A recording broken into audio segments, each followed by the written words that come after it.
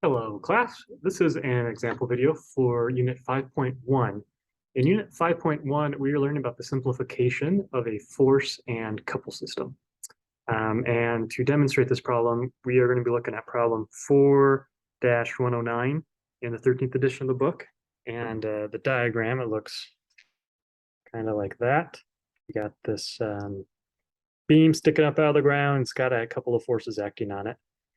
And so I've gone ahead and redrawn that to the best of my ability here on the board. We have some dimensions, but we're given the forces. Probably can't read that too well, but force 2, it's 100 minus 100 minus 50 in the XYZ. F1 is 300, 400, and minus 100 in the XYZ, and F3 is minus 500 in the Z direction. And what we're asked to do in this problem is to replace all these forces with an equivalent force and couple system at point A. So what we're going to do is we're going to say, hey,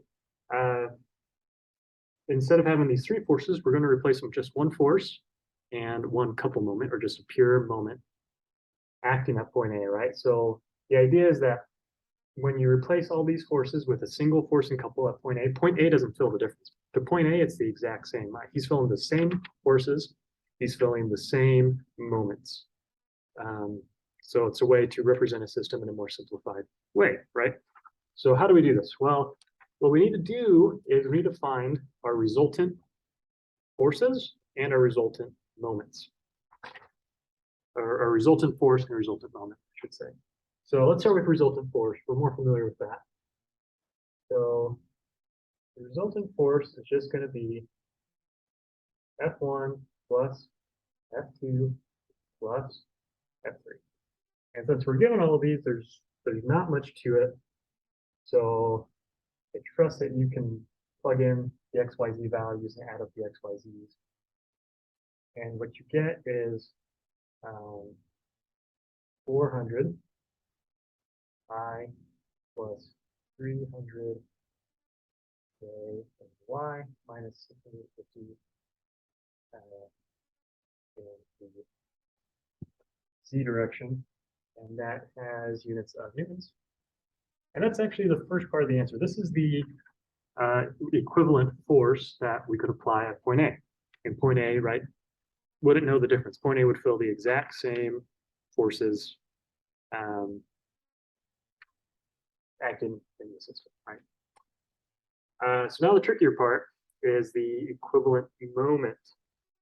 So we need to find the resultant moment at point A. And so what that's going to be is, we'll call it moment 1, point A, plus moment 2, point A, plus moment 3 at point A. And I'm just calling moment 1. That'd be the moment caused by force 1 about point A, moment caused by force 2 about point A, moment caused by force 3 about point A.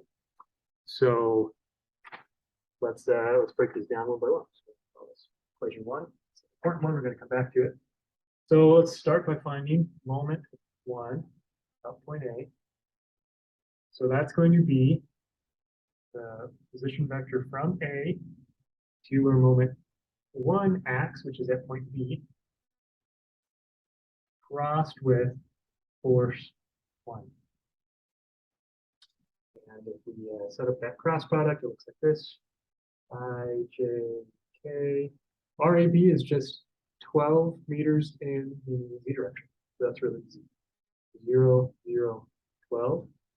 And force 1 is 300, 400, minus 100.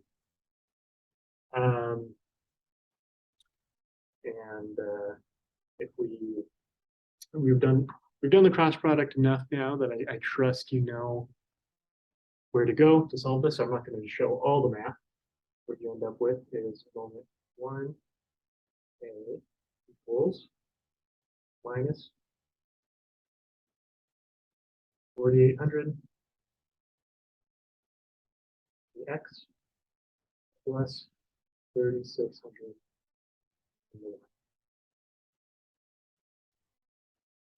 Okay, so that's moment 1. We'll do the same thing for moment 2. Very similar. Again, RAB now cross with F2. Set up our cross product matrix. Looks like this. Again, 0, 0, 12 for RAB. And F2 is 100 minus 100 minus 50. And we do that math, we end up with 2A is going to be 1200 plus 1200 for J. Okay, we'll call that 3. Yeah, shut space. So then finally, moment 3 about point equal to RAC crossed with F3. Set up a cross product matrix, and we get 0 minus 1, 8. So a little bit different for the position at this time. But F3 is very simple. It's just 0, 0 minus 1200. And this one's ends up being really easy, right? You do get something in, you get 500 in the X, nothing in the J, and nothing in the K. So just 500 in the X direction. So I'm going to back up here and say I'm going to sub 2, 3, and 4 back into equation 1 and get that my resultant moment equals, I'm going to just add it, right? So we're just adding the x, y, z's of these 3 equations together. We get minus 3100 I plus 3800 J in meters. And that is the other answer, right? So what we're saying in essence is if I were to go over here to my original problem and I wanted to say I want to simplify. I want to, I'm evaluating, what say I'm designing a support at point A, and I want to know what sort of forces and moments and everything so that's feeling, and so that I can figure out how strong my support needs to be. Basically, I'm saying, yeah, I can replace all these forces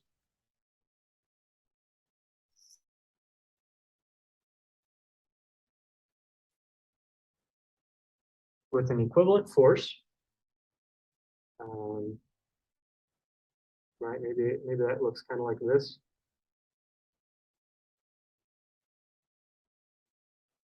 And an equivalent moment, which would look like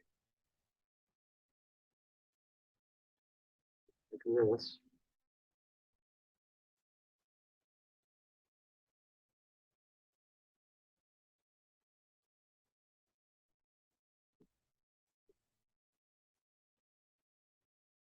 And that would be exactly equivalent to what point A is feeling. That's the same twist it's feeling. It's the same force it's feeling. But we just simplified it into a single force, a single moment. So that's really all there is to this section, is just understanding, that we can reduce a whole bunch of forces, a whole bunch of moments into a single force in a moment. And as far as, point A is concerned, it's the exact same. So hopefully that's helpful. And as always, let me know if you have any questions. Thank you.